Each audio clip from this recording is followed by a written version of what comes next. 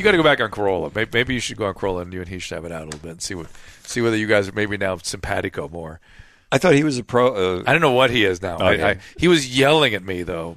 Okay. Yeah. He needs to be medicated. No. Well, I have an exchange with him. I want you to look at this. He and I went to dinner. You don't mind this, Michelle, do you? The Carolla team will love this as well. And I'm going to be careful what you say. Oh, gosh. I'm going to find it here. The curmudgeon study. Yeah. All right, hold on. All right, so here's the – all right. Now, Adam and I had started an email exchange. This was, I think, Sunday night. Okay? And see what the headline is?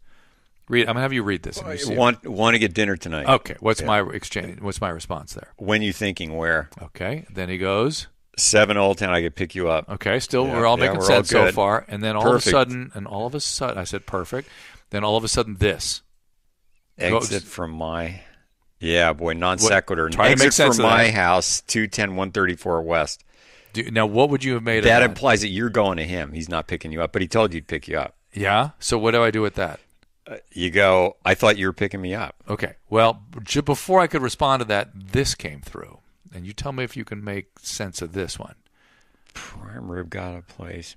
Read it, because the people can't read it. Go ahead. Prime Rib got a place. Make a Rezzo 7, just us. Can you make sense of that? What would you say that suggests? I would suggest that. Remember, this is still this other one about the exit and the 210 and the 134 is still in my mind as I'm trying to make sense of this. I would still think he's picking you up. You pick the place, make the reservation, and he'll drive. So that's what you got. Yeah. So I thought maybe that was it, but I also thought he's saying I got a place, made a reservation. Oh yeah, I got a place. Right? Yeah, right. Oh so yeah. So I said the following. You read it out loud. Yeah. You want me to make the reservation? We have Del Frisco's and Fleming's. Okay. Yeah. Sensible thing? Right. Yeah. Here's the response. Prime Rib. And then refused to talk to me after that. Seriously. Yes. And became enraged that I didn't understand what he was trying to get across. Enraged.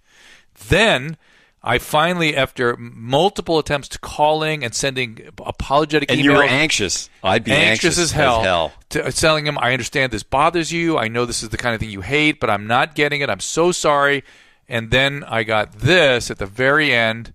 Meet at Chop House looking for the food called Prime Rib. So meet at Chop House, right? So what does that mean to you, meet at Chop House? We both drive. Well, go to the Chop House. Go to Chop House. Right. Well, I went. He called. Did you really think I was telling you to go to the Chop House? What is the matter with you? What do you mean meet at the Chop? I was not talking about you going to the Chop House at all. I love Adam. That's where it But opened. Here's what people don't realize. He's really pissed. Screaming like a maniac, and I'm anxious and trying to please. Oh my God! I'm like, look, you didn't respond. You didn't even respond with what do you think I meant when I said, got a place? I was like, I didn't know if you meant I got a place, you got a place. There was a question mark. It was all these things that are qualifiers when people communicate. Then I asked for a clarification, and you refused to give it. Should I make a reservation? And he would argue he doesn't suffer fools, and you were, for a period of time, like a moron. That's what he would – no, he would say you were exhibiting moronic behavior. Yes. And then there would be a rant, and that rant on this experience will probably be repeated once every, several months about how Drew – You can probably hear it on ACS whatever today. Amazing. And I I'm not even jealous of the attention you're getting from Rant. I mean, you get yourself in trouble with him over the same stuff, right? Yeah. Where you think I get kicked out. Has he ever kicked you off the air?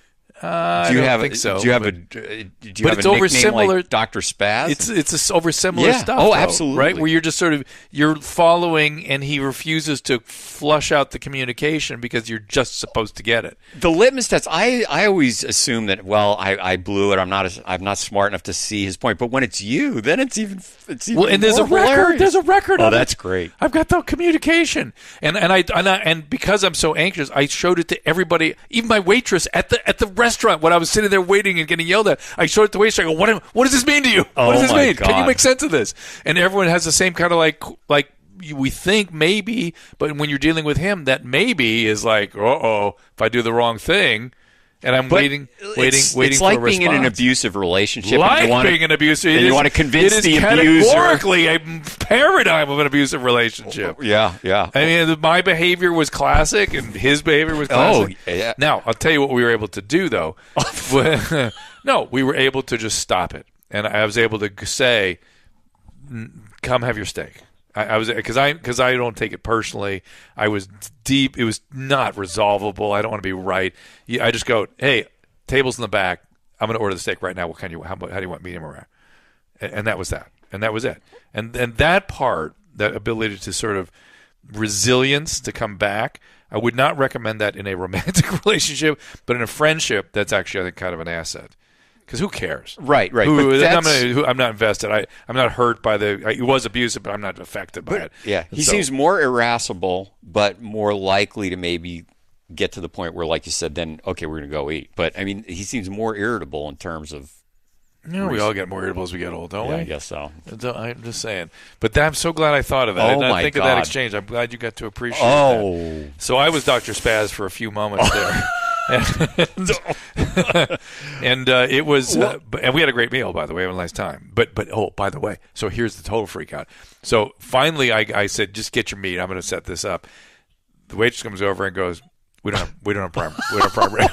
How long did that rant last? Hold on a second. We don't have prime rib. I go, what about Fleming's Little Frisco? I'm going to get my car right now. Nobody in Pasadena has prime rib. But she jerry-rigged like the steak that made it look like does he know that? It didn't matter because it was so good. It was everything was good. Everything was happy. But I was like, attending to things all the way to the last minute. Well, dealing with him feels like when I dealt with an internal medicine attending that you could not please and that would just rip you a new one up and down. When was that, training? Yeah, no, in residency. Yeah. Or But I would do some of that when I was training people too, as a sort of almost a sport. I would try not to be abusive, but it's just sort of making the point that you can always do better. You can always do better. You can drill into people. You know what I mean? But even a clock's right twice a day, And with him, it's like if you disagree, disagree with him. Well, no, I would want people to disagree with me. It's not that. Right. It's that. It's not a. My thing is, if you didn't have the evidence, if you didn't have the research, you didn't have the data behind you, then I would lose it.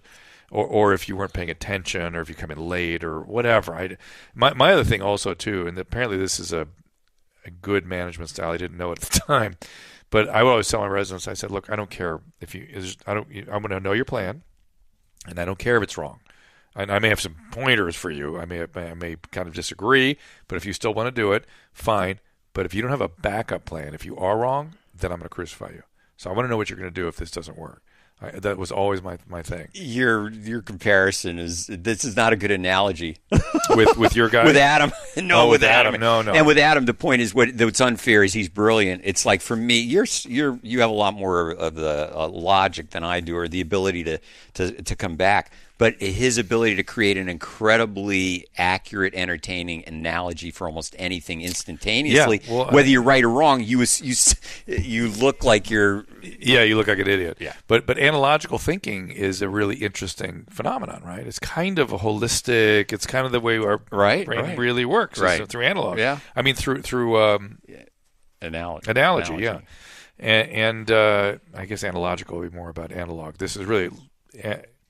Analogy, not analog. But analogy is sort of how our brain kind of works. And because you see the language stuff isn't working so well with him, communicating that, maybe I ought to try to get him to, maybe next time rather than say, should I get the reservation or not, maybe what did you mean would be responded to differently, or I'm missing your meaning, or then it's going to be interpreted as Drew the Third. You're trying to what are you doing therapy with me, or maybe is there anything like that? I don't know. I don't know. Don't get too on, not to get too on, but with parents that never listened and that ignored, then yourself? No, for him. For him, then so it always comes back to an endless rant that goes nowhere. He sets up this. No one hears me. Right. No one listens to me. Nobody cares about me. I don't. It's a protestation. It's an attachment protestation, is what it is. Which is you don't care. You're leaving. Yeah. And you're abandoning me by not understanding what I'm saying. Yeah. Or understanding me is really what's underneath that. It's like, no, I understand you. Yeah. So you're going to take the Columbo-Socratic method? No, it's not going to work. No. Well, tell me how you may as well go. Tell me how you're feeling right now. No. No, I know you're not. No, you got to go more in the wonderment. I wonder what that would be like. What would we feel like to be the object of that kind of aggression? Good luck. You ever think about that? Oh, God. All right. So, Michelle, we about covered all the territory you want to cover it. And she's like, what the hell are they talking about? I want to thank everyone for tuning in today. Again, it was kind of a free-form weekly infusion. We thought we might just spend a little time doing anything. Other topics? Anything else in your research or I think concerns you have? No, I don't know.